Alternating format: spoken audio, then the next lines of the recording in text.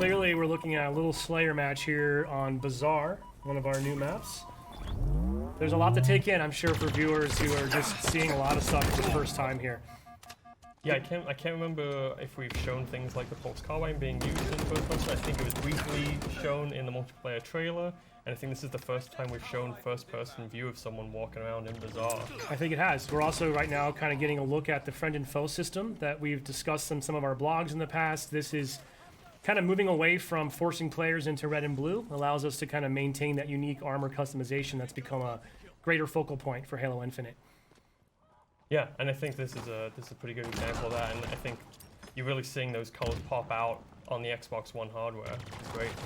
I think I just noticed a custom skin applied to that AR there that we saw briefly. I missed it, unfortunately.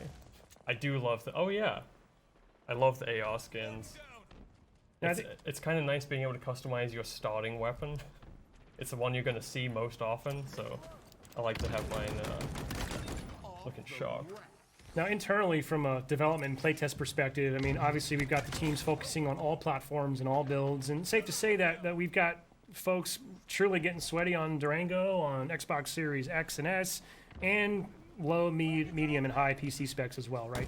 Yeah, so obviously, as I said before, we can't cover every PC spec out there, but we try to have a good range within our testing, and we have folks playing on Xbox Ones regularly, myself included. I try and playtest on Xbox One as much as possible, because it's a really important thing for us to support and make sure it's looking good. Yeah, it really is awesome that we're able to kind of bring that audience forward with us, right? I mean, we know there's obviously a large amount of Xbox One players out there, especially as, you know, frankly, some people I think are still eager to acquire a new console, and with some of the supply chain issues that have come around during the pandemic, not necessarily easy for everyone. So, you know, thankfully I'm not one of the engineers. I can't imagine it's necessarily a trivial undertaking to be able to scale so smartly across different hardware, but I gotta say, shaping up super nice, and really looking forward to getting some feedback from Xbox One players after this weekend. Yeah, absolutely.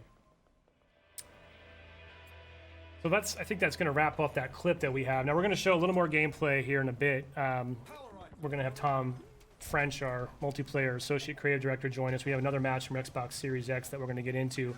But once this wraps up, we're going to jump back over to the build, and we're going to look through this real flight build here.